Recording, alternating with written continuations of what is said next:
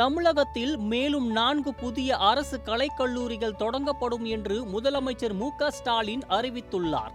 கிராமப்புற மாணவர்கள் பயன்பெறும் வகையில் இந்த கல்லூரிகள் தொடங்கப்பட உள்ளன. இது தொடர்பாக தமிழக அரசு வெளியிட்டுள்ள அறிக்கையில் புதுமை பெண், தமிழ் புதல்வன் போன்ற முன்னோடி திட்டங்கள் தமிழ்நாட்டில் மாணவர்களின் உயர்கல்வி சேர்க்கை தொடர்ந்து அதிகரித்து வருகிறது என்று கூறியுள்ளார்.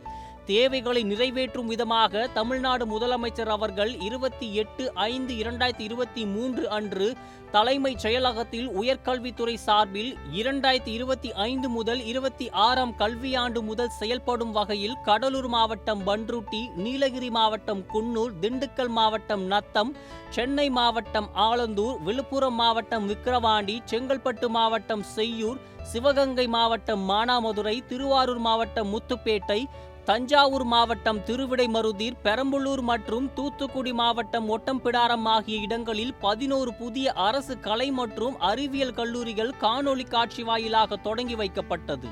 இதனைத் தொடர்ந்து வரப்பெற்ற கோரிக்கையின் அடிப்படையில் தற்போது நமது கிராமப்புற இக்கல்வியாண்டில் பயன்பெறும் வகையில் மேலும் புதிய அரசு கலை மற்றும் அறிவியல் கல்லூரிகள் உயர்கல்வித்துறை சார்பில் வேலூர் மாவட்டம் கேலிக்குப்பம், திருச்சி மாவட்டம் துறையூர், கள்ளக்குறிச்சி மாவட்டம் உளுந்தூர்பேட்டை மற்றும் திருவண்ணாமலை மாவட்டம் செங்கம் ஆகிய இடங்களில் தொடங்க முதலமைச்சர் அவர்கள் உத்தரவிட்டுள்ளார்.